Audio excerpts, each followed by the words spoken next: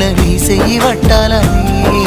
నల్లని సీకట్లో ఒకదాన్నే కూసున్న దిక్కులేని పచ్చినయ్యి బావా నువ్వెప్పుడొస్తావని ఏళ్ళైపోతుండే పిల్ల ఎన్నెలొచ్చింది మన బతుకులా ఏలైపోతుండే పిల్ల ఏలు వట్టంగా వస్తున్నాయా ఇన్నాళ్ళ ఎడబాటు ఎడవాసిపోతుందిలే